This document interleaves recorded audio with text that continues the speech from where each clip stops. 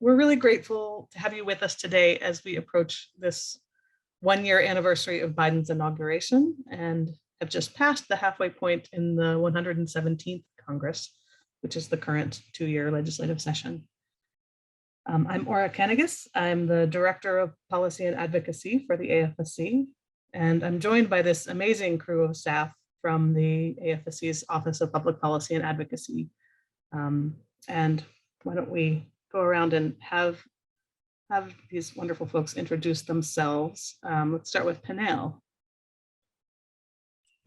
Good evening, everyone. Panel Ibe with AFSC as well. I'm the Policy Engagement Coordinator, and I oversee our policy portfolio on just economies with the climate justice lens. I'm joining you from a slightly cold DC today. I'm happy to be here, and I'll pass it on to Allison. Hi, everyone. I'm Allison Kahn, and I'm the Policy Fellow at the Office of Public Policy and Advocacy, working on across the AFSC issue areas, more specifically on immigration and climate, but learning as much as I can, and so happy to be here with all of you tonight. And I'll pass it over to Imani. Hello, Imani Cruz, she, her pronouns, calling in from Phoenix, Arizona, so quite sunny and still bright out. But I am the Policy Advocacy Coordinator for Migration, and I'm new to the team, so excited to be here, and I'll pass it to Tori. Thanks. Hi, everybody. My name's Tori, and I am also a Policy Advocacy Coordinator with AFSC, calling in also from the dark and not warm Washington, D.C. today. It's good to be here with you all. I'll pass it back to Aura. Thanks, everyone. So for the last 2 years, Panel and Tori have been doing very extraordinary work across issue areas, with Tori focusing on the more wonky aspects of legislative tracking and congressional engagement, and Panel working on facilitating broader engagement from impacted communities on the policies issues affecting their lives. And we had held on rehiring for a position vacancy while our strategic plan was moving forward. And now we're shifting that approach to ensure that each of our strategic plan goals has focused policy coordination in place. So Tori, who has been chairing the Peace and Security Working Group for the faith-based community and going deep on budget analysis, will center her work more fully on the just peace or shared and sustainable peace area of our goals. And Panel, who has been doing an extraordinary job of engaging colleagues from across the organization in all of our policy areas, will bring her full focus to the global economic justice portfolio, including ramping up on our organizational focus on climate change. And now we're so pleased to be joined this month by Imani Cruz, who will pick up and build on the momentum Panel and Tori have built in the migration space. And finally, we're rounded out by our fantastic policy fellow, Allison Kahn, who you met, who has been with us since October, supporting advocacy and engagement across our full portfolio of issues. So all that to say that much of the work over the past year, Panel and Tori have been working in the migration space and the peace space and the economic justice space more generally. Imani is coming in now to take over in the migration space. So we have a number of experts who have been with us for different pieces on this journey and different pieces of looking forward. So all 4 of them will be sharing their analysis, experience, and plans for the work ahead. So here we are, a year into this administration, and after more than 25 years of working in Washington, I'm used to this being the point where we look back longingly on the hope of a year ago, or in some cases with a bit of relief on what has not yet come to pass, in the worst of what was promised a year earlier. But the urgency of issues to be addressed right now really makes this 1 year in slog feel especially hard to swallow nonetheless. So while we were using words like optimism and exceeding expectations almost a year ago, we were also cautioning that the razor-thin divide in the Senate would make action difficult. And indeed, that's the big story of the moment in Congress. But we thought it might be helpful with our time today to look somewhat chronologically over the past year by way of recap and to remind ourselves of what has been accomplished to date and how we came to some of the stalemates we've come to, and what the implications of developments over the past year are for our work together in the year ahead. So looking back to just 1 year ago, we saw the runoff elections in Georgia yielding the slimmest of Democratic majorities, and the Biden administration taking office with a slew of executive orders to begin undoing some of the most harmful policies of the Trump administration, or to address low-hanging fruit of issues that fall within the scope of executive action. So Amani, I'm going to turn to you first here, since many of those orders fell within the immigration policy space. Can you give an overview of some of the issues Biden's early orders addressed? Yeah, when Biden first took office, a big campaign promise was to try to undo a lot of the harm that the Trump administration had done, especially in immigration. So he had a strong show of force right from the beginning with that, and signed many executive actions that kind of altered or undid some of the previous harms.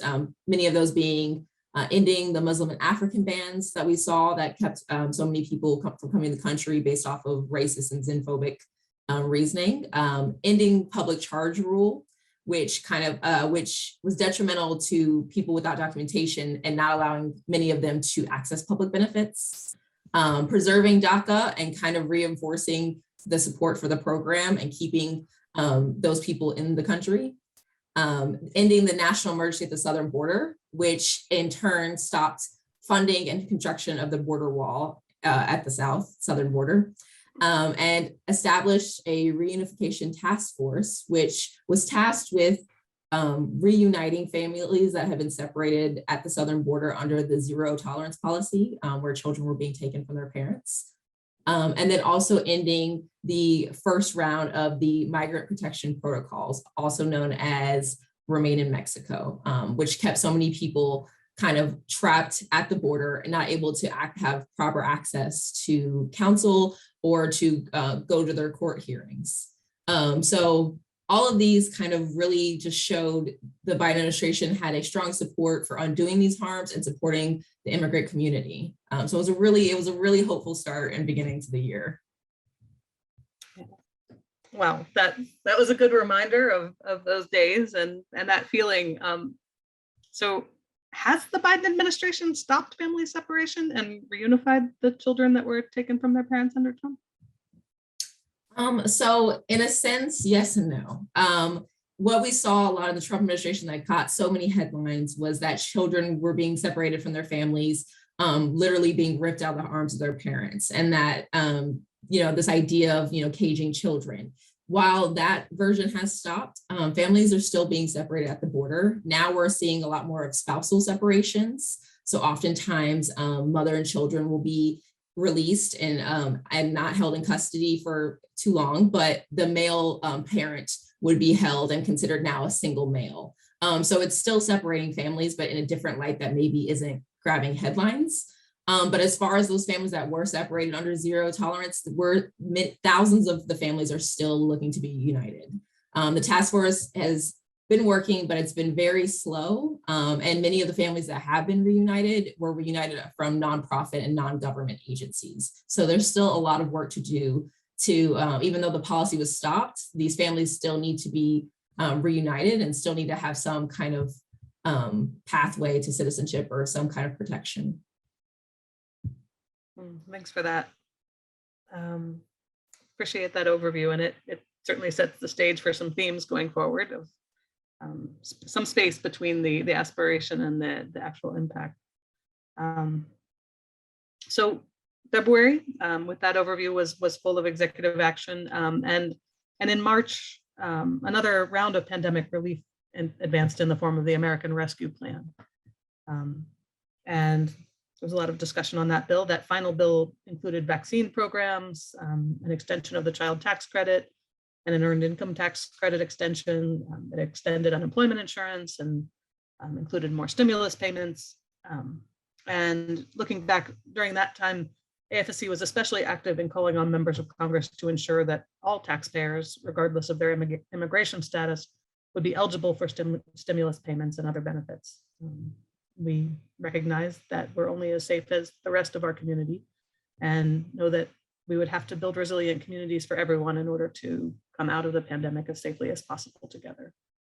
One thing we saw in that process was that the bottom line weighed very heavily, and some forms of essential relief were scaled back or eliminated to meet concerns about too much spending.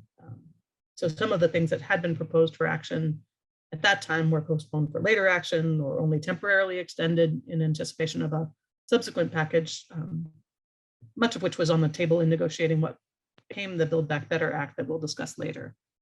But in that climate of stark focus on the bottom line and concern for overspending, we arrived in May for the long-awaited release of the president's budget.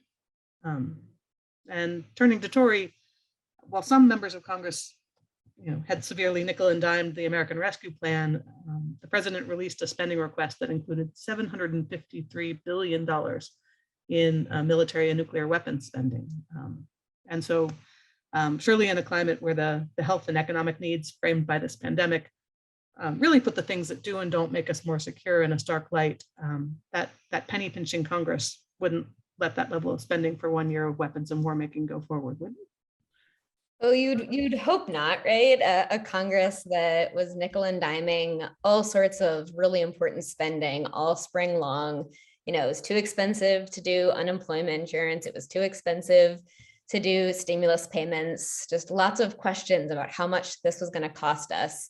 And then we get to this president's budget. It's this massive increase. It was a $13 billion increase over the previous year's levels.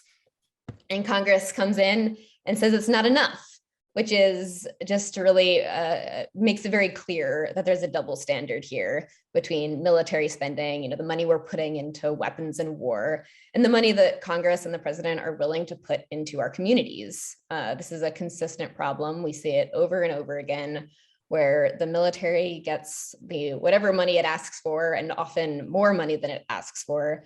And our communities are left really struggling for even the bare minimum of care and programming that we need.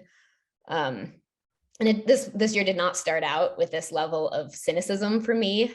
We started out actually very excited about our Pentagon budget work with a new president who we thought was a little bit more amenable to asks on reductions for military spending, and a year where the budget wasn't already predetermined. This was our chance. We were going in real strong on this one. And AFSC and our office did a ton of work on this with partners, many of them in the faith-based community, many in the progressive community, many in the secular organizing space, and really across ideologies here. This is an issue that a lot of organizations were excited about. We delivered a petition to Congress with 26,000 signatures saying that the people want Pentagon spending to decrease. We had a faith-based letter saying the same thing that we also sent to Congress with over 30 faith-based organizations and churches. We had a webinar that we ran. Many of you may have been there. We had over 80 folks on who were interested in learning the ins and the outs of the budget process and how they could call for a decrease in Pentagon spending as well. So we came in real hard this year. We were excited. And then we got this president's budget, which, while disappointing, and while it did have a $13 billion increase, it wasn't what Congress had asked for. So to Biden's credit, there was a little bit of a pushback on what Congress wanted to see there. But eventually Congress took this already bloated budget that Biden had requested and added an additional $25 billion to that request. So if you're keeping count and want to do math tonight or this afternoon, wherever you are, that's $13 billion increase that Biden requested. That's a $25 billion on top of that.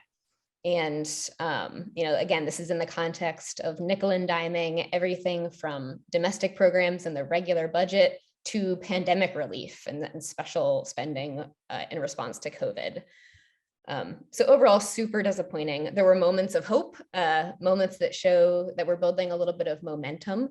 I will say, there was a vote in the House that we got on 2 different amendments. One was a cut to the Pentagon budget of 10%. And we got 86 members of Congress out of the total to vote yes on that. And then there was a return to Biden levels amendment, which just would have cut that extra 25 billion that Congress was trying to sneak on there. And we got 142 yes votes on that. So obviously, you know, both did fail, but we got people on record saying that this is ridiculous. And we're hoping to build on that this upcoming year.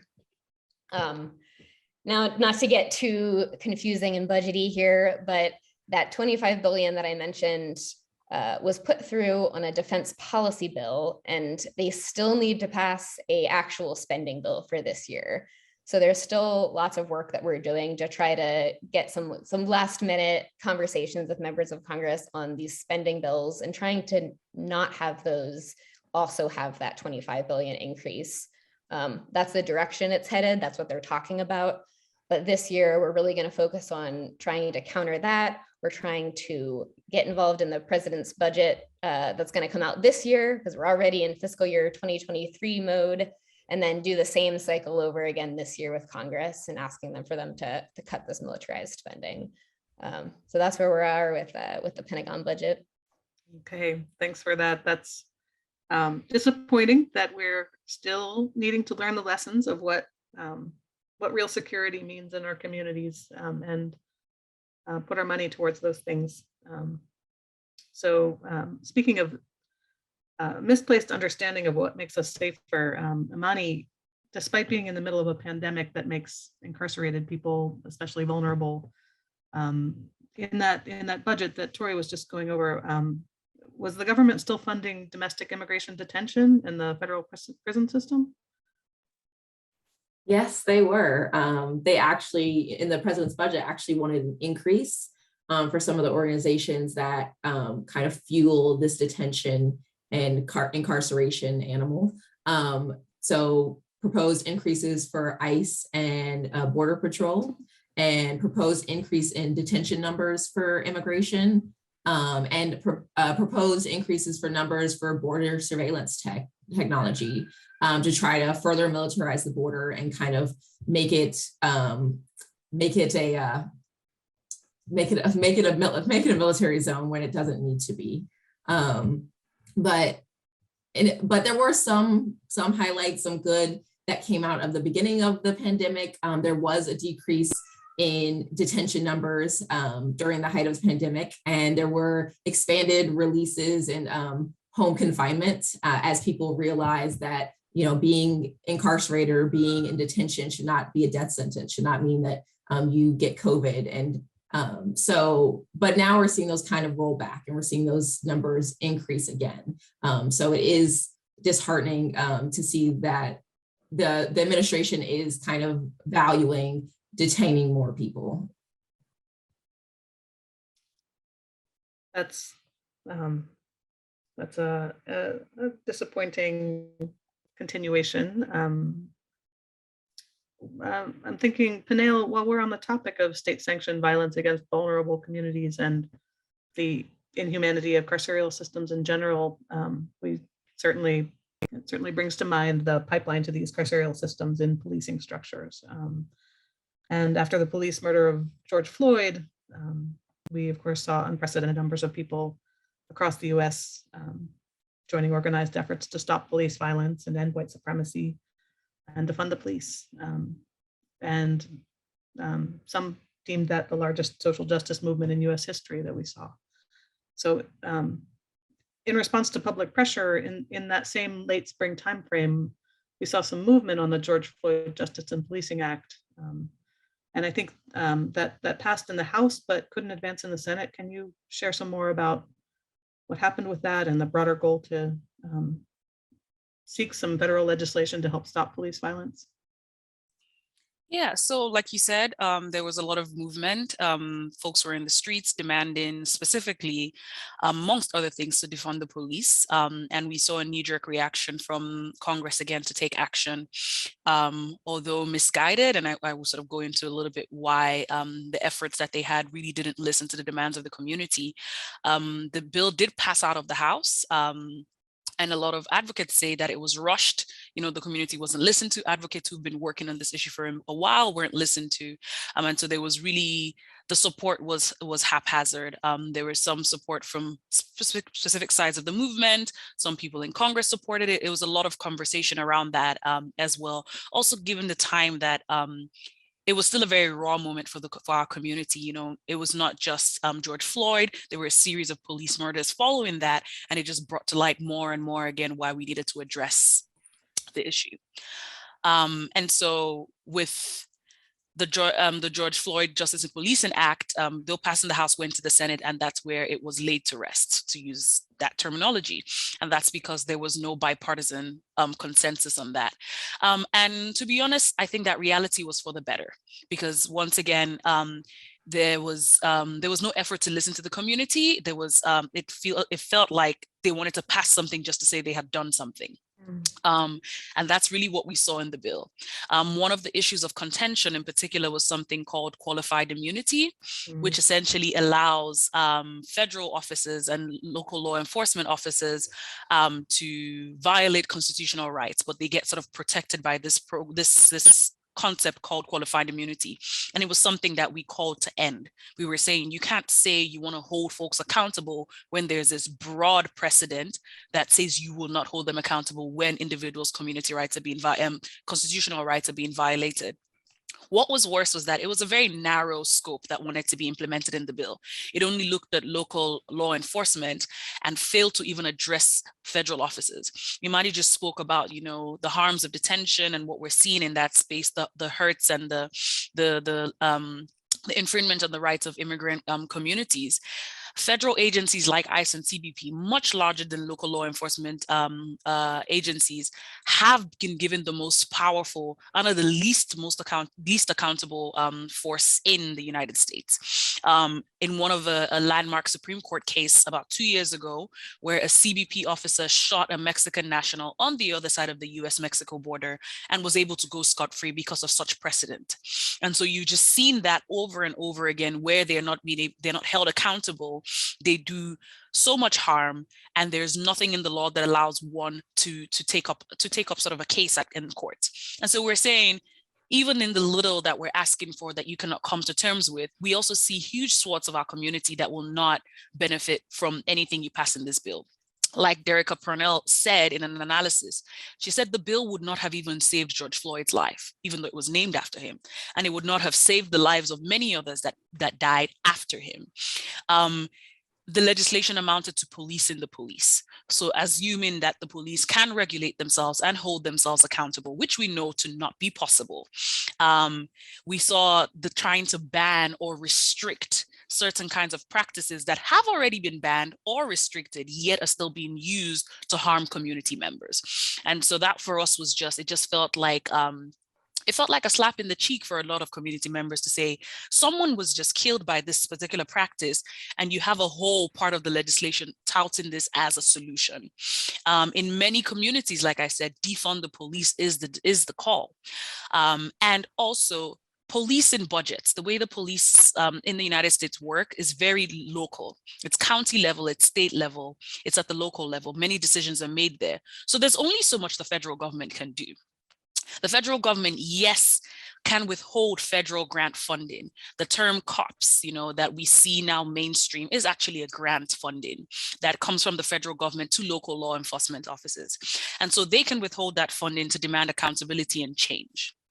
But we also know that relying on funding incentives to spur change is misguided. That's tying the effectiveness of this bill and tying the effectiveness of change to the same funding schemes that expanded policing in our communities, that caused mass policing, criminalization, and incarceration of Black and Brown communities. And so instead of the JPA actually defunding the police, it entrenched over $1 billion more into incrementalist reforms that have already failed at the local level, that have already failed at the state level. And so that was just of concern to AFSC. And so in the blog that Allison put in the chat, and we also have a webinar where we went into depth on this conversation with other local advocates, particularly in cities that have had high profile police murders, from Minneapolis to Chicago, to where Michael Brown was killed as well, where these communities are used to having deaths of their loved ones being used as catalysts for legislation that never does enough. And so we were pushing back on that narrative to say we should not just wait till somebody else is killed before we feel like we are urged to legislate, but we should build with the community and listen to what the community wants. So as we're looking forward, like I said, the bill didn't make it through the Senate, and it was dropped for things that seem to have more bipartisan support. So other issues were taken up. As we're looking forward, the Biden administration has decided to address certain concerns through executive actions. The initial plan was have some executive actions, on the back burner, attempt a bipartisan, approach to some legislative pieces, and when that fails, resort back to the executive action. Well, we're back there again. And so rumor has it that there will be some police reforms, quote unquote, that will be passed through executive action, although not substantial at any place. And there are legislative alternatives that are even bolder. One of these, which is something AFSC works closely on, is addressing the pipeline of military equipment from the military to police officers and other law enforcement. And so this executive action the Biden administration is hoping to do will restrict transfers and purchases of certain equipment. It doesn't ban it outright. There is legislation that has been introduced every year as amendments, as standalone bills that has never gotten addressed to say we should not have tankers in our communities. We should not have grenades in our communities. That is, it's not a war front. And that is the norm with the United States. That's the norm with our border communities, where the US-Mexico border is one of the most militarized zones for somewhere that is not in active war. And so we need to challenge these norms of where we're putting the money. And so that's where we are right now. We're looking to see what the Biden administration is going to put forward, but we still continue to encourage actions at the local level. AFSC has been, exploring the BREATHE Act, which is a legislation, an omnibus legislation, which is sort of like a large piece of multiple pieces that the Movement for Black Lives has put forward, encouraging local entities and states to adapt specific kinds of legislation that divest from policing systems and instead invest those funds into the needs of the community. And so that's where we are at now, because we know that at the local level is where real change can happen. And if we rely on federal governments and Congress, we will keep dancing around the same circle. Thank you, Panel. Panel is such a rich source of information on these things. Allison put in the chat a blog post that Panel did on federal police violence legislation. If some of that went by too quickly for you, and it was a lot there to take in, and a really important insight around sometimes a bill that says it's to improve a certain situation, if it's not done in communication with communities that are actually the impacted communities, very likely to get wrong what that is, or be a means to co-opt energy away from what is really needed to address that problem. And we see that again and again in policymaking, and it's one of the reasons why AFSC's approach to policy is very much to bring the voices of impacted people to bear in policymaking spaces, and as much as possible provide opportunities to have their own voice heard in those processes. One community that we've seen a lot of exciting activism from in Congress over the last few years is the DACA community. And as we came into this past summer, we had a ruling on DACA that took the wind out of the sails for some of those early administrative action victories that we'd seen. Amani, can you tell us a little more about that Texas ruling and the implications? Yeah, as I mentioned earlier, at the beginning of the Biden administration, he wrote an executive order kind of preserving and fortifying DACA, and as Tori put in, deferred action for childhood arrivals, which is a program that allows people who are brought to US as children who do not have documentation, or allow them some temporary protection from deportation and some access to work permits. But in July, there was a Texas court ruling that basically halted the program as we know it.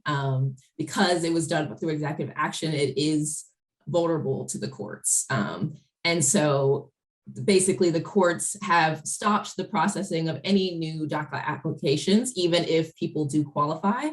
And so this has really put a large community of people in kind of limbo and danger of not knowing what the future in this, their future in this country could look like.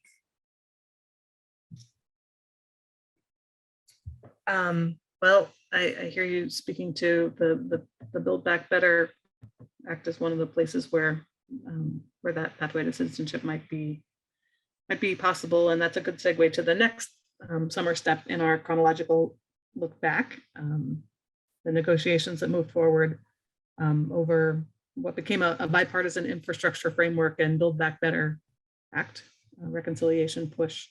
Panel, on the campaign trail, the Biden administration called for some massive repairs and improvements to the social safety net, steps to address inequality, many more issues in the form of a Build Back Better agenda. And now, a year into his presidency, although communities and advocates have been pretty tirelessly urging Congress to pass President Biden's Build Back Better agenda, we're yet to see it come to fruition. What's the holdup? How has that played out? Tell us more. Sure. So as you said, we're waiting. It's been a long couple of months. We've been at this. Many of you, if you follow AFSC's resources as we put out there, you've seen multiple, action alerts telling you to take action and tell your senators and your members of Congress to pass the Build Back Better bill. The bipartisan infrastructure package had everything that they could agree on, which is not much, to put it that way. It was a lot of spending, a lot of technological infrastructure and things of that sort. Good enough that they could agree on some things. And so the alternative was to shove everything else that they could not agree on into the Build Back Better Act. I thought wasn't there an agreement that they would both pass? Yes. Did that come later? Okay. So they had the bipartisan infrastructure package as what they could agree on, and they were tabling things for the Build Back Better package, and the goal was we will pass both. And this goal was not of interest to the other side of the aisle. They were like, we want to pass our bipartisan thing, but the importance of passing both was so that we would have even more progressive members support the bipartisan piece, because their assumption was things that really matter to our community, like the social safety nets, will get passed and we will get support for that. And so if we're going to pass this, broad package of social safety net, then yes, I can offer my support for transportation, but only if we're going to pass the social safety net. That was the dynamic. Things didn't work out as planned. And so what happened was there was a concerted effort and push, and they just urged, and we're like, let's pass the bipartisan infrastructure package first, and we'll still get to the Build Back Better. Well, here we are a couple of months later, the bipartisan infrastructure package has passed. The Republican side have gotten what they wanted, passed in this package, and yet we're yet to see action on the Build Back Better. In fact, what we've seen a halt.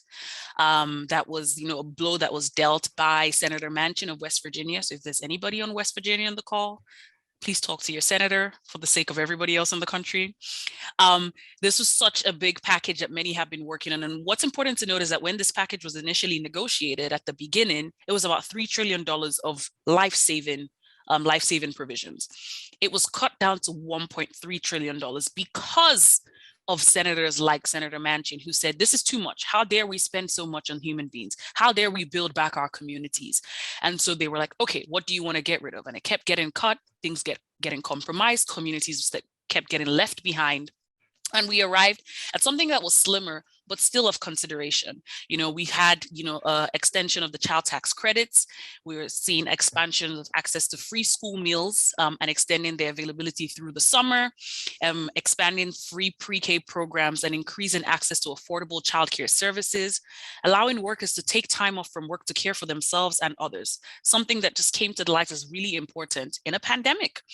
Funding new house vouchers for 300,000 households that are experiencing houselessness and homelessness. Extending the expansion of earned income tax credits, making higher education more affordable, closing the Medicaid coverage gap, lowering insurance premiums, expanding Medicare coverage to hearing, a host of things that you can read more on in the blog that Allison popped in the chat. What was important to just note about this bill was that so many gaps in our social safety net that have just been left to bear and have had people fall through those cracks were going to be addressed in some way. It was also, we were also trying to include immigration in this package as well, because the inaction on put like relief for community members who are immigrants, who are not undocumented, has been decades long. Congress has not done anything to protect people, and instead what they've done is continue funding enforcement and funding detention centers and deportations. And so we saw this opportunity as a way to pass something, affirmative relief. There was also provisions around climate change and more. This was just an essential step towards a more equitable society, not by any means redeeming of all the inequities that exist in our society, but finally we saw opportunity to pass this. And the reason why is because the Build Back Better bill could be passed through something called reconciliation. For those of you who are not familiar with the process, it's really just letting us know that you can pass the bill with just 50 votes. You don't need a supermajority of 60 votes. You can pass it with 50 votes. There's obviously a lot of, Senate rules around how to get to those 50 votes and what gets to be included in it or not. But the gist of it was that you didn't need the other side to agree to certain things because you could pass it through 50 votes. Here we are now, we're still waiting. Senator Manchin says he doesn't see a way out. There are too many things in the bill. It costs too much per year. The cost of the Build Back Better is just 1/4 of this fiscal year's defense spending, like Tori shared. The amount of billions of dollars that we're putting towards militarization in just 1 year. The Build Back Better is 1/4 of that. And so that just shows us where priorities lie again, where our communities are tirelessly in the streets, putting their bodies on the line to ask for more investment in them. And yet we're getting told over and over again that there's not enough money. You have to choose, putting back into this false choice of you have to choose one versus the other. You have to choose immigration. You can't have immigration and climate change, or you can't have climate change and healthcare. And we know that's a false choice because there's more than enough to go around to make sure that we're all stable and we're all protected. And so this is what we're still watching closely. Yes, Senator Manchin has said no, but negotiations continue. It's our understanding that they haven't given up on the bill yet. And so we are advocating tirelessly to make sure that they pass as robust a package as possible, that as many communities are included and not left behind. And because deadlines are looming, a lot of these programs that were started either through the American Rescue Plan that Ora spoke about earlier are reaching their deadlines. The child tax credits, for example, on Friday, they would have had their January payments. And a lot of communities, millions of families have come to depend on those payouts monthly from the government because we are in a pandemic. The economy is really just tough. A lot of people are struggling, and those were lifelines for many. And because the Build Back Better bill was not passed last year, folks didn't get their payments in January. And so they've been left, it's been left unaddressed. Evictions are happening up and down the United States. We are in winter. The weather is extreme, and so much is going on that could be addressed by this bill.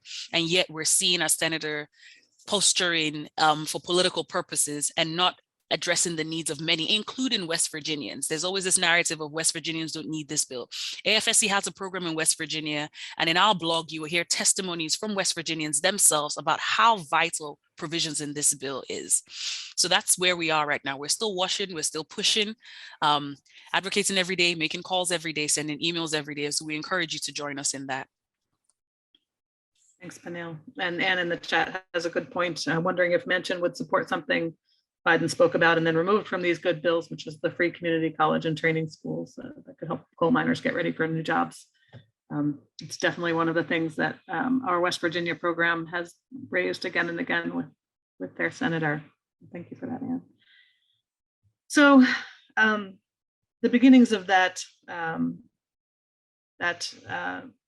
deal making around the bipartisan infrastructure package moving forward with a promise that Build Back Better would be passed subsequently, played out then late summer. And as that was all playing out, we approached the 20th anniversary of 9/11.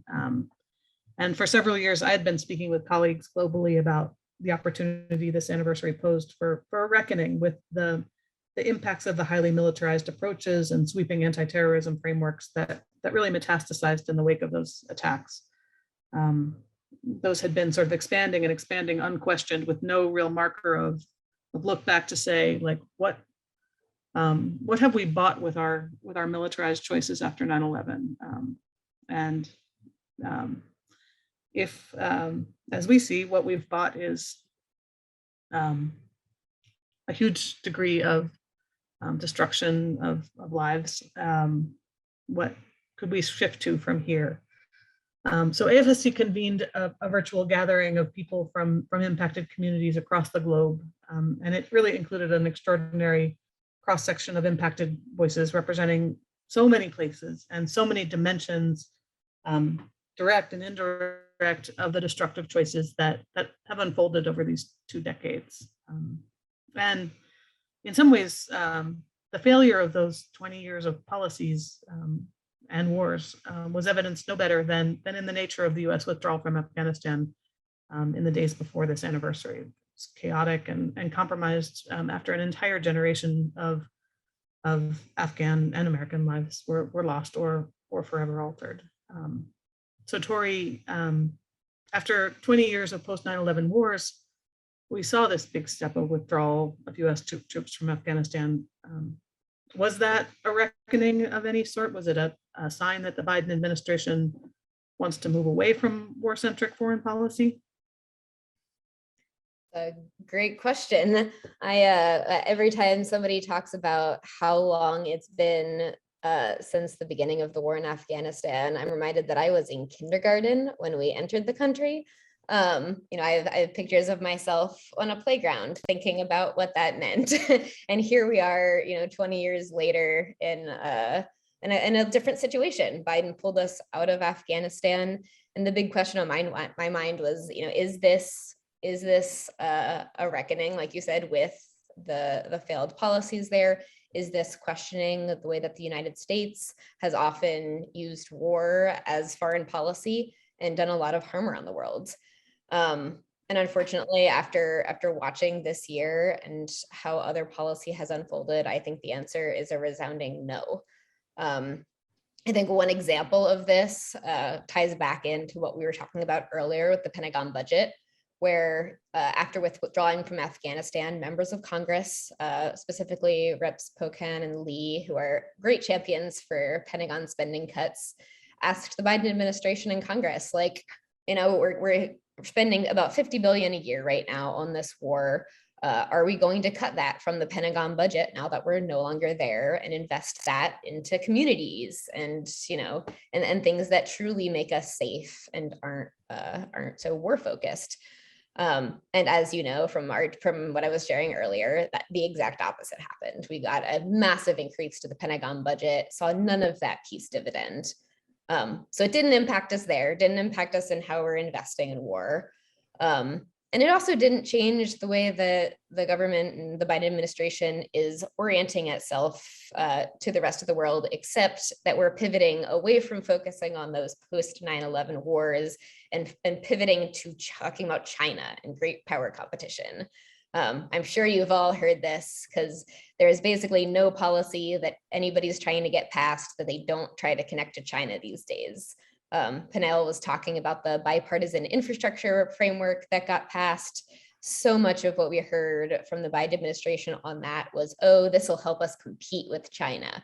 It wasn't touting the bridges or the good investment in infrastructure, on its own merits. It was, oh, this will help us in our zero-sum game competition with China. And that's mirroring itself in investments that the military is making, and just how we're talking about foreign policy generally in a way that's really disheartening when we had such a chance here with the end of the war in Afghanistan to change the way that we think about national security and what security actually is for our communities.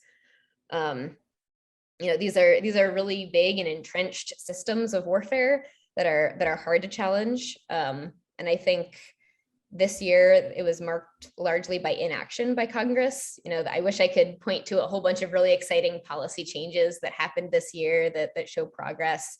But really what I can point to is opportunities that just weren't taken. Congress had the chance to end war authorizations, some all the way from 1991, some from 2001, 2002. They didn't. They had the chance to stop Biden's arms sales to Saudi Arabia. They didn't. So just, lists and lists of things that could have been done to reduce the US military's footprint and harm around the world that weren't taken by Congress or the administration. Moving forward, there are lots of things happening that I think are headed in the right direction, especially from progressive members of Congress who are really working to reframe at a really big, like macro level, what does security mean? And when we talk about investing in security, what is that? And the answers that they're coming up with are not investing in the military. It's investing in public health. It's investing in climate change. It's investing in addressing poverty. We've endorsed as AFSC several pieces of legislation and amendments over the past years that would have done just that. There's these big reframing bills there that say, the challenges that we face as a globe are not military threats. It's climate change, it's poverty, like I was saying. There's amendments that would have reinvested military spending. One would have reinvested 1% of the military budget into climate change mitigation activities. One would have done the same for vaccine distribution and vaccine equity. So there's a lot of new ways of thinking in Congress that are very specifically looking at the challenges we faced this year and trying to invest the money that we're currently wasting on weapons and war into those very specific challenges. They haven't gone anywhere quite yet, but that's one of the things we're working on in next year is trying to mainstream those ideas about what actually keeps us safe.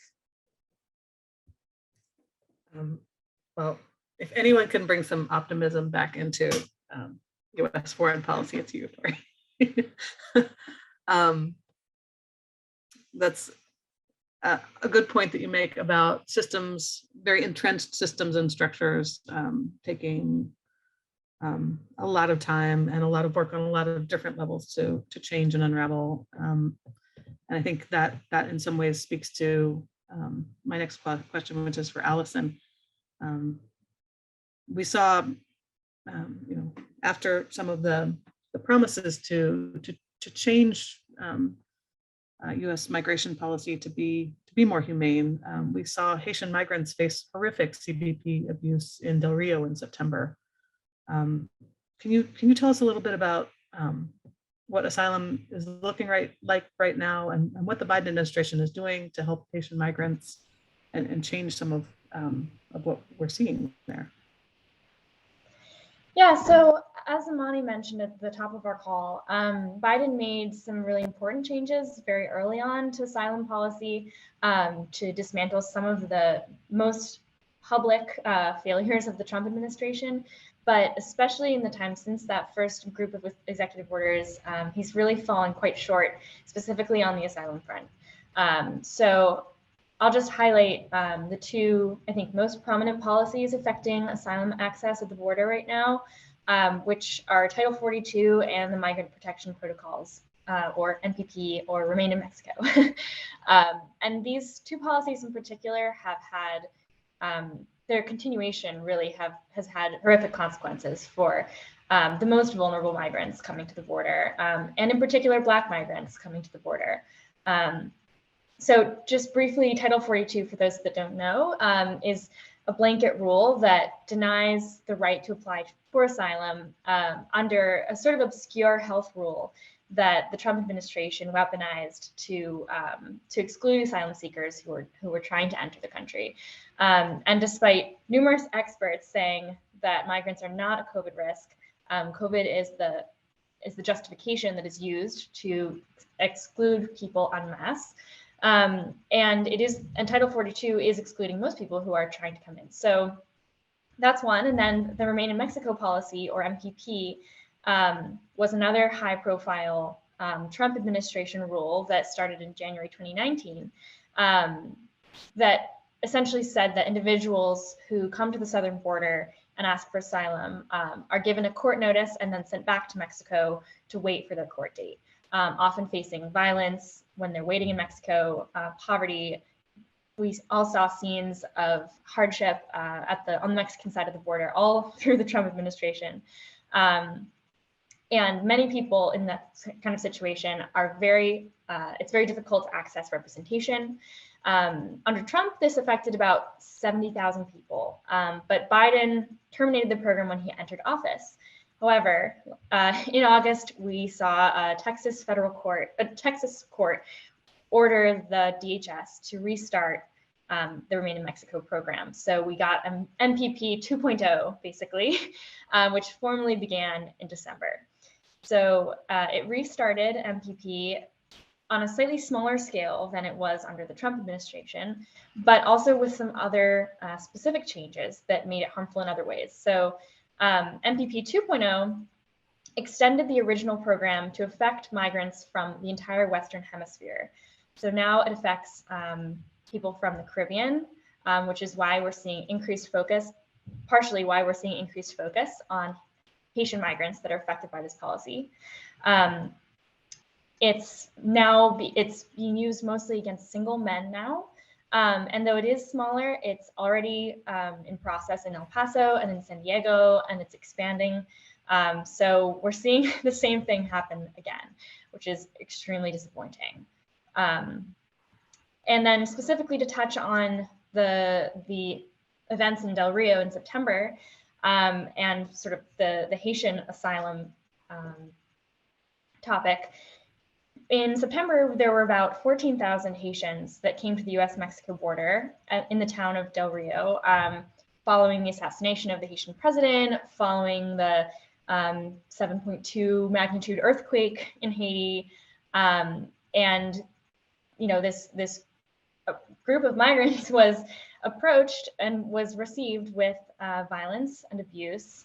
And that's where we saw these pictures of officers on horseback with whips, driving people into the river. And although there was a public outcry against these pictures, and although Biden denounced what he saw as this CBP, Customs and Border Patrol abuse, the administration is still deporting people back to Haiti. So Title 42 is still the main weapon against those seeking asylum, but because MPP is also including Haiti, people are also being sent back to wait in Mexico. And actually, as of today, there have been 181 deportation flights to Haiti since Biden took office, totaling about 18,200 migrants. And actually, there were 2 flights this morning, and one of them, they tested all the passengers for COVID, and over half of them were COVID positive. So for all we're saying about protecting public health by excluding people, we are bringing people in, detaining them, giving them COVID, and then sending them straight back. So it's really disappointing what we're seeing right now. And you know, at AFSC, the Public Policy Office, we've all been engaging as much as we can with this issue around Title 42 and MPP. We've been working with the Welcome with Dignity campaign on some of their actions and some of their advocacy efforts. After Del Rio, we were involved in some lobby days with them, joining organizational sign-on letters. And of course, as much as we can, taking guidance from Black leadership, supporting Haitian organizers who are working with program staff in local communities, and just doing all we can to show the Biden administration that this is one issue where the administration really does have the tools to make big changes, and it's just not. So it's really disappointing. Thanks, Allison, for that sobering overview and that back and forth. So, Peniel, we just discussed the inhumane response from this administration to Haitian migrants fleeing the aftermath of another earthquake, a climate disaster, and continued political unrest that the U.S. has a role in causing. And we continue to say that climate justice is migrant justice, and that so many impacted communities, so many situations globally are exacerbated by climate change, and it's a lens that we infuse throughout our work. I know you had the opportunity to be part of the Red, Black, and Green New Deal delegation at the UN Climate Change Conference, known as the COP. What did you see there? Did you see that the COP addressed the issue of climate displacement and other consequences of human-driven climate change? And what do you see ahead for that? So no, we didn't see that be addressed in the manner that it needed to be. COP26, so this is the 26th iteration of the Conference of Parties, had a lot of goals. They were hoping to deliver on commitments for funding towards climate finance. They were hoping to address the gaps within like individual countries' contributions towards reducing emissions that cause climate change. They were hoping to address greenhouse emissions reduction strategies, and really just address the rules in the Paris Agreement, which is like the broadest agreement that addresses climate change. And amongst those countries, the US was there front and center, reclaiming the stage as a leader in climate change after the Trump administration had withdrawn the United States from the Paris Agreement. And so it's interesting for the US to, put that front up after addressing climate migrants in such a terrible way, after not addressing the fact that our asylum laws do not have the opportunity or do not have the capacity to address people who are migrating because of climate change. At AFSC, we work on multiple programs, and we see climate change as a root cause for multiple issues that affect our society. It is the driver of violence, socioeconomic disruption, and displacement. It intersects with multiple issues, with both conflict and injustice dynamics. And so for us, anything that you're doing within climate change has to be from a climate justice lens, which means you have to see how it is connected to other parts of our lives. It's not just about greenhouse emissions. It's about, if we're transitioning from greenhouse emissions, who are we leaving behind, or who are we making sure we're taking along, and where are we leaving? A lot of communities that have fossil fuels and sorts in their backyard, to speak, will be left behind, and they will be left behind with the harms of fossil fuel extraction. And so we're saying, when you're looking at climate change, you need to make sure that you're looking at all aspects of it. And so we see oftentimes that there is no address for climate displacement, and it's only going to continue. And it's not just something that the global South experiences. We have that in the United States. Individuals who were displaced because of Hurricane Katrina have not returned. While we were on the Red, Black, and Green New Deal delegation, many in our delegation were from New Orleans, who had been displaced because of the hurricane that just happened, and came to Glasgow from another state because they had to move. So we see that even in the United States, it's of concern. And so while the United States, signed on to many agreements and made multiple pledges, including not funding or withdrawing funding for international exploration of fossil fuels, trying to address the reduction of subsidies for fossil fuels as well, that make like coal and gas and other things cheaper than they actually are. We saw a lot of those commitments, but there's sort of no enforcement. Which every new document, with every multilateral agreement that comes up, we begin to question implementation, responsibility, and accountability. Because accountability means when you sign onto that kind of agreement, you cannot be turning back Haitian asylum seekers, knowing that there is a magnitude 7.2 earthquake that has impacted the system significantly. That is part of the accountability. Then who then holds you accountable? And so I think, as folks in the United States, we thought the Biden administration was going to be even better. As a candidate, President Biden, did not really embrace the strict call to curb fossil fuel development that many environmental organizations called forward. But, his plan included a clear pledge to halt any further advancement of oil and gas exploration on federal lands or offshore. In particular, it said banning new oil and gas permits to public lands and water. And he said if he was elected, he would do this and more to keep the nation on track to net zero. And net zero means that we are producing as much carbon as we are removing from the earth. And I would just say that that is a false solution, because that brings climate change back to an accounting thing of balance. And we've been putting so much carbon for almost 200 years. I don't know how much technology we're going to make in time to offset 200 years of mayhem. And so when people say net zero, we need to question that. But the Biden administration has embraced that commitment. But what we saw was the alternative. Even though that was a commitment in the campaign, we saw a record 80 million acres of offshore drilling in the Gulf of Mexico that was offered for sale. right after after COP26. So right after Biden was on stage, and Speaker Pelosi and John Kerry and all the other state governors and everyone were there saying the United States was strong and pushing and leading on this. What we saw did not meet up to expectations. We also, in the bipartisan infrastructure package that we spoke about, people celebrate the fact that it's going to finally upgrade our infrastructure, transportation, bridges, and more. But the bipartisan infrastructure includes fossil fuel subsidies. These are fossil fuel subsidies that we've committed to no longer supporting internationally and looking to not supporting within the country as well. And yet it included $25 billion for new fossil fuel subsidies. The expansion of technology that we're seeing within our community and more, the highway infrastructure that we're celebrating and more, will extend the demand for fossil fuels as well. It allocates over $99 billion for hydrogen energy and false technology that says we're going to recapture carbon, false energy intensive technology for that. And then we're looking at the Build Back Better. So we're saying we're going to be leaders on climate change, but we're looking at the Build Back Better package that also has about $15 billion for fossil fuel subsidies in sort of multiple ways as well. And so, and like I said, we are not addressing we're not addressing climate change with our policies. We're not addressing climate change with executive actions. We're not making sure that our immigration laws address the fact that climate change will lead to displacement.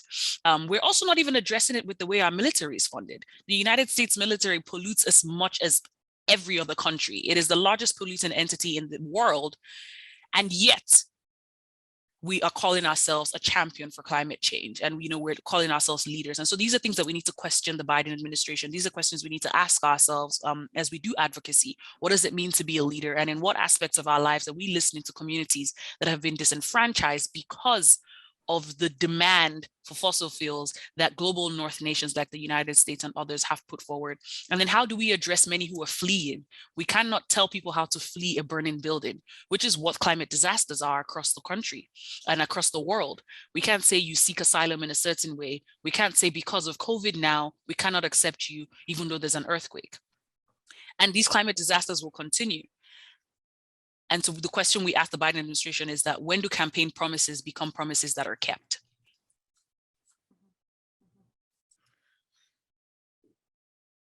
It's a very good point here as we come into 1 year. We've almost made it through our year. Late December, we saw Biden signing the NDAA, the defense policy bill that has been passed every year for the past 61 years. The only authorization bill that consistently gets passed, and a symbol of what we prioritize as a nation, that addresses things like war powers and authorizes weapons spending and makes other policy changes relating to the military. That seems to be something that there's bipartisan agreement to move forward. Tori, in what is a little bit of a niche issue, but something I know that a lot of AFSC supporters care about. Earlier this year, the Supreme Court declined to hear a case on including women in the military draft because they expected Congress to expand the draft to women this year in the defense policy bill. Did that end up happening? Yeah, so you mentioned the NDAA, that this defense policy bill is a bipartisan endeavor, and in an interesting twist of events, so apparently is some of our work on the Selective Service. The Selective Service is an agency that is, in charge of essentially preparing for a military draft if one were to happen, which I know many of you know.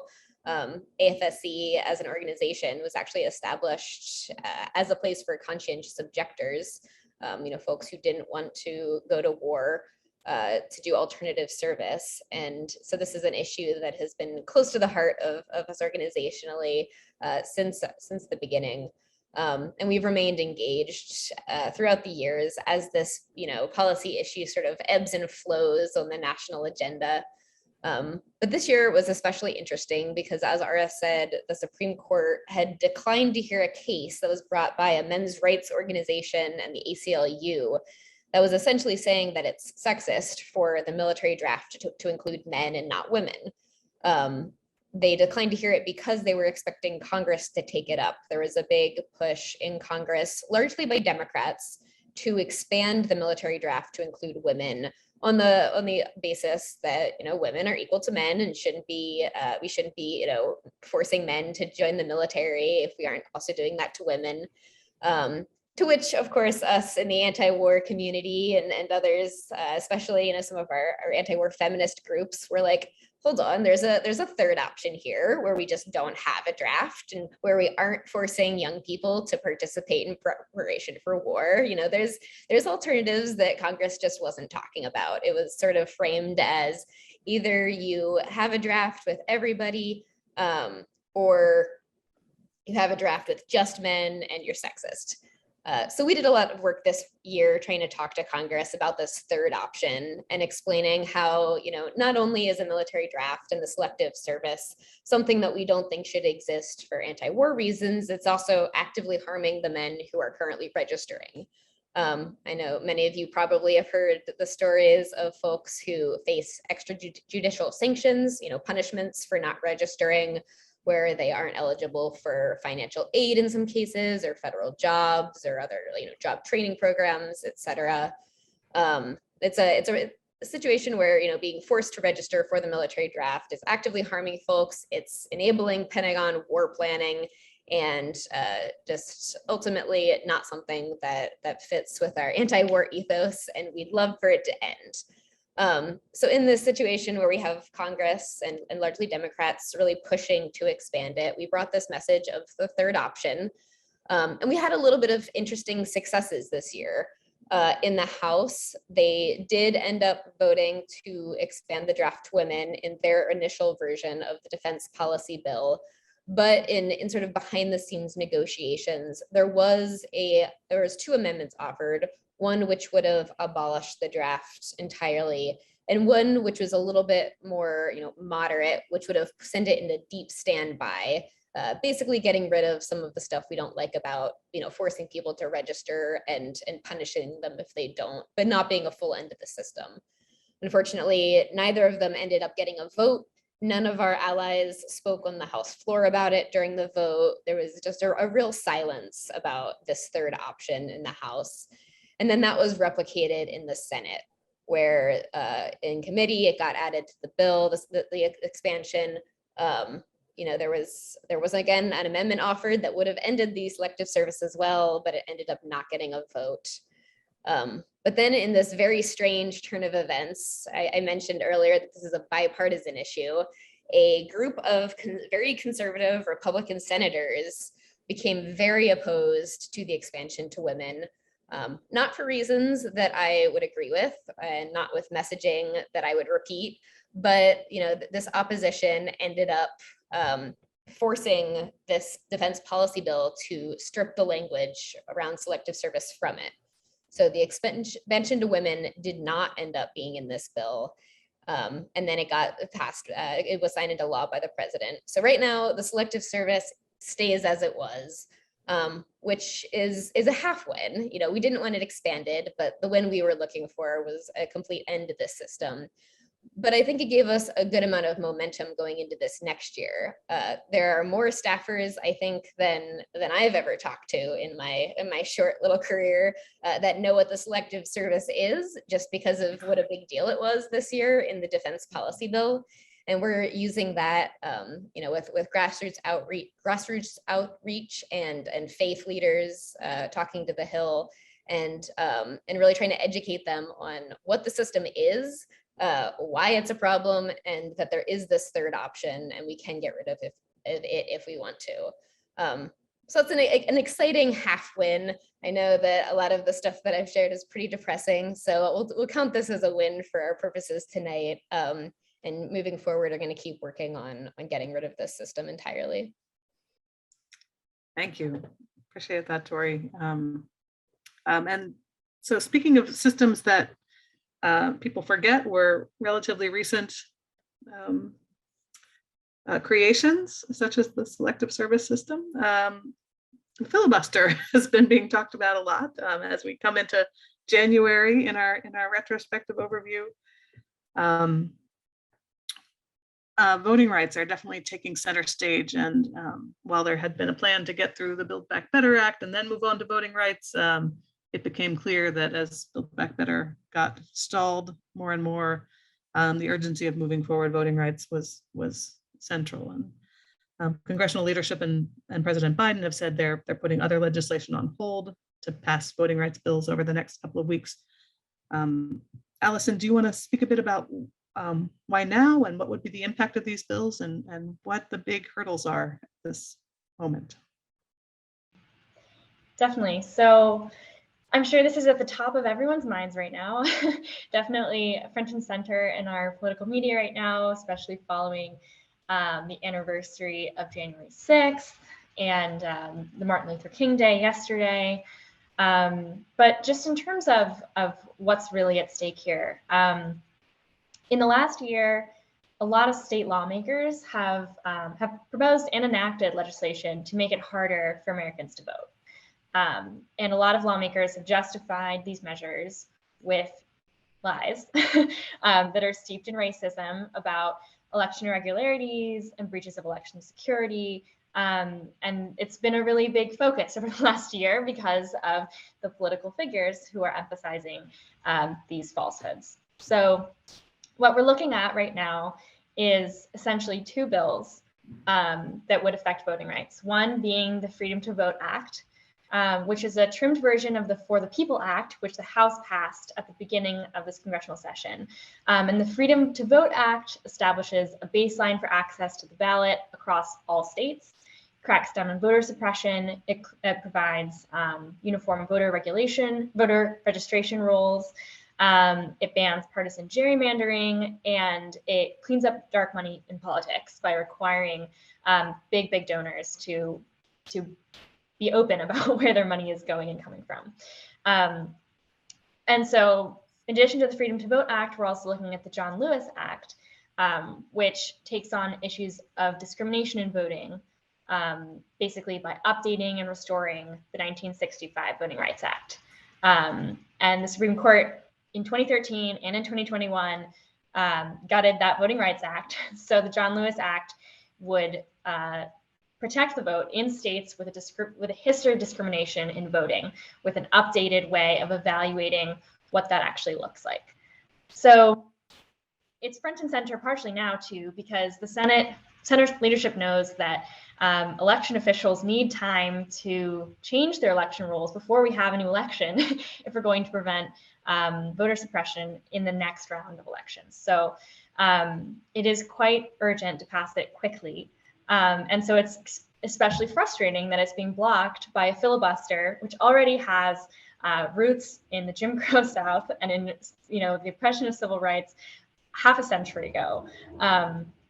But the filibuster, as many of you probably know, makes it possible for senators to block any measure unless a supermajority of 60 senators are willing to vote for it.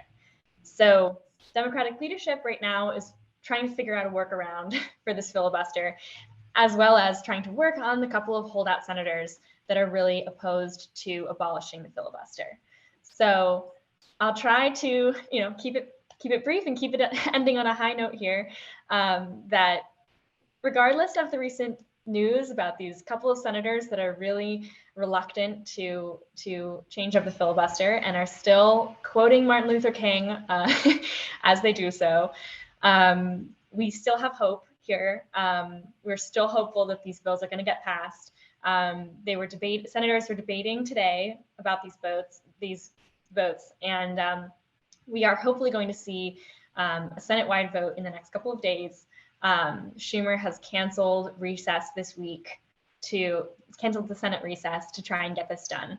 So keep your eyes open on the news. We'll see what happens in the next week or two, and hopefully we'll have some new voting laws that will protect, racial justice, voting justice in this country in a substantial way. Thanks for that, Allison. The need for a reform to address voter suppression has been building for years, particularly since the Supreme Court decision that gutted the Voting Rights Act. And it's gotten worse and worse every year, but it's just metastasized in the past years in such serious ways that we've got to get this done. And interestingly, we just worked around the filibuster in November or December to address the debt limit. So it can be done. It's often done. It's been set up as this this thing that is, is set in stone in ways that it just simply isn't. So thanks for that update, and I hope we will see a federal voting rights standard put into place within the next month. So that's brought us through our chronology, and we're going to turn to some time. We'll unmute folks and take some time for questions in a moment. But before that, Panel, can you tell folks a bit about how to stay involved? We've seen some things in the chat that are some background blogs people can read. What else can folks do to stay up to date and be involved on any or all of the issues we've talked about today? So one-stop shop for that is afsc.org/get-involved, and we'll make sure that's in the chat. And once you sign up there, everything is delivered nicely to your inboxes. You get the blogs. Our blogs are very important to get updates and get pure analysis on what's going on and hear what communities think about legislation that's being offered or presidential actions that are being taken and more. You also get an opportunity to use our action alerts. And this is a way where we have, drafted language for you, so you don't have to bother too much about that. But you want to make sure that you get the message to your senator, to your representative, to the president, to directors of agencies to say, please do X, Y, Z. Please end Title 42. Please pass a pathway to citizenship. Please pass the Build Back Better. Please defund the military budget. Whatever the demand is, we have action alerts, multiple, as you'll see on that page, that you can take action with. And we encourage you to take them when they're delivered, when you see texts, when you get emails from us saying this is an urgent moment where we are trying to influence the decision of our members of Congress. You can use those opportunities. We also have our social media. You can follow AFSC on Facebook and on Twitter, if you are on Twitter, on Instagram as well, where we put periodic updates for things that are happening, moments of engagement, as well as our Facebook Live. We have periodic Facebook Lives about bi-weekly, where for about 30 minutes an AFSC staff comes on to speak about an issue or what we're working on, give an update. So sometimes you see Tori or me or Aura talking about something that Congress has done or hasn't done or needs to do. And those are just quick, bite-sized moments where you can get all that information. But I encourage you to sign up for our Get Involved. There's a little link at the top right corner when you open this Get Involved link. And you can get our weekend reading, which is every Saturday morning. We, a nice update of everything you need to know that has happened in the week in your inbox, so you don't have to go too far to continue your social advocacy. So that's a key way. So keep an eye out for that and make sure to sign up, register, join us anytime we invite you to. Thanks for that. And before we turn to some time for your questions, I just want to say thank you to this great panel of folks. I'm so privileged to work with such a brilliant crew here. And it gives me hope every day to see the energy you bring to this work. So thank you for that. If we could go ahead and unmute folks, we're a small enough group that I think if you're more comfortable putting questions in the chat, you can, or you can speak out. We had offered, we had thought we could break out into issue groups, but we're small enough. We'll stay together, and you can have the benefit of all of these good folks for your questions. So I think you're unmuted. You have the capacity to unmute now if you have any questions. Hi, Anne, I see you unmuting there. Well, I just want to say congratulations. It's really been uplifting to hear what this organization has been doing. You've got deep staff, you've great reach, and I think it's a classic sort of thing you've done. So thank you very much for being there. Thank you. I We guess appreciate that so much. I'll give one possible hint, because I'm pretty elderly, as you may be able to kind of tell. And I have the impression that young people are talking faster and faster and faster, and I could hardly understand some of the things you were saying. So if you could just slow down just a little tiny bit when you see hair this color out in front of you. I think it Thank might- you for that reminder. It's a reminder we need also for our global colleagues, and it's hard. We just have so much to try to say. But thank you for that note. I see Rose. Did you have a question? You were unmuting there. Oh, I just unmuted because you said we could. I Okay. didn't have any particular useful things to say. Oh, that's okay. We're glad you're with us. Thank you all for being with us. Are there any other comments, questions before we wrap up for the day? Sue. I just want to say I'm happy to see 4 young women here today in taking on leadership. And there's other organizations I'm with too, that you know, that Kids Use Visions is connected with nuclear war, and they're smart and they're on top of it, and they have the most invested in it because they're the most affected by it. The younger you are, the more you're affected by all the stuff that's, you know, the climate and everything else. And I really like to see young people leading like that. It's awesome. Thank you. I'll say thank you on their behalf. I don't count as young anymore, except maybe in quicker circles.